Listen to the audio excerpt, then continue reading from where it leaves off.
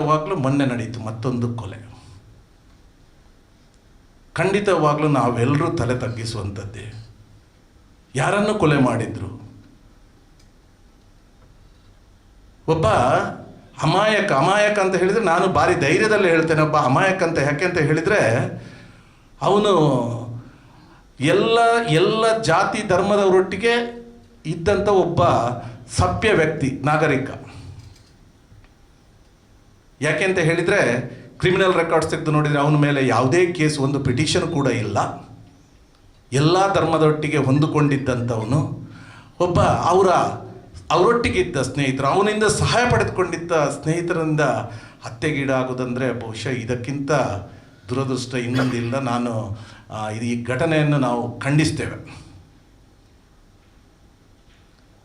ಆದರೆ ಅದರಲ್ಲೂ ಕೂಡ ನನಗೊಂದು ಸ್ವಲ್ಪ ನೆಮ್ಮದಿ ತರುವಂಥ ವಿಷಯ ನನಗೆ ಏನು ಅಂತ ಹೇಳಿದರೆ, ಬಹುಶಃ ಇವತ್ತು ಯಾವ ನಾಯಕರೆಲ್ಲ ಪ್ರಚೋದನೆ ಮಾಡಿ ಇಂಥ ಕೊಲೆಗಳೆಲ್ಲ ನಡೀತಾ ಇದೆಯಾ,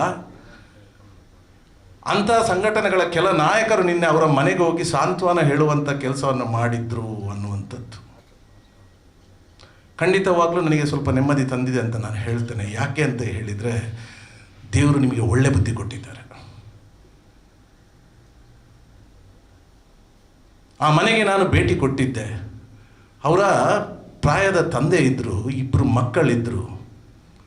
ಏನು ತಪ್ಪು ಮಾಡಿದ್ದಾರೆ ಸ್ವಾಮಿ ಅವರು?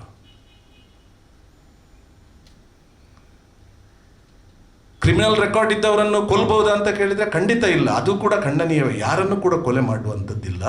ಕೊಲೆಯನ್ನು ಯಾವತ್ತೂ ನಾವು ಸಮರ್ಥನೆ ಮಾಡುವುದಿಲ್ಲ, ಅದು ಅನುಕರಣೆ ಮಾಡುವಂಥದ್ದು ಕೂಡ ಅಲ್ಲ.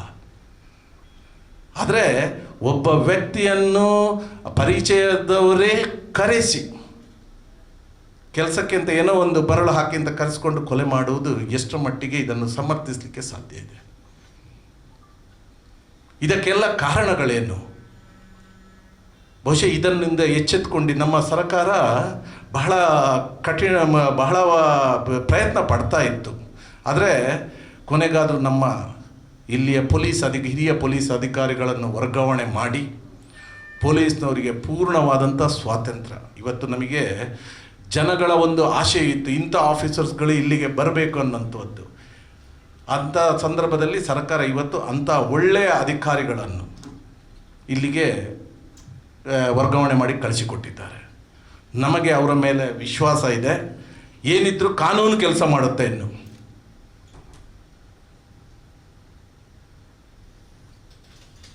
ಕಮಿಷನರ್ ಅವರ ಮೊನ್ನೆ ಒಂದು ಇಂಟರ್ವ್ಯೂ ಅನ್ನು ಕೂಡ ನಾನು ನೋಡಿದ್ದೆ, ಬಹಳ ಸಂತೋಷ ಆಯಿತು.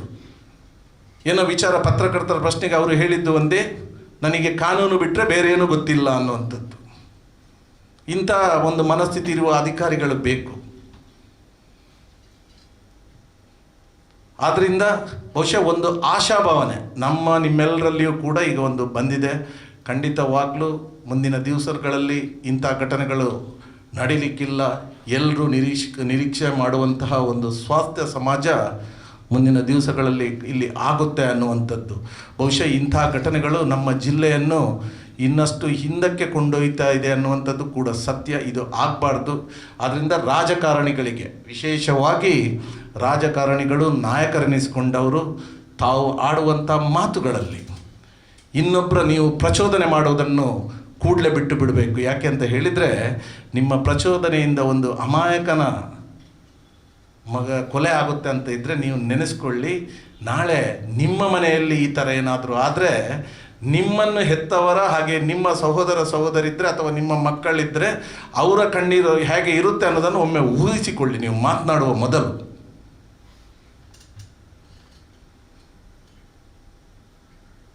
ಅದರ ನಂತರ ಇಂಥ ಹೇಳಿಕೆಗಳನ್ನು ಕೊಡಿ ಅನ್ನುವಂಥದ್ದು.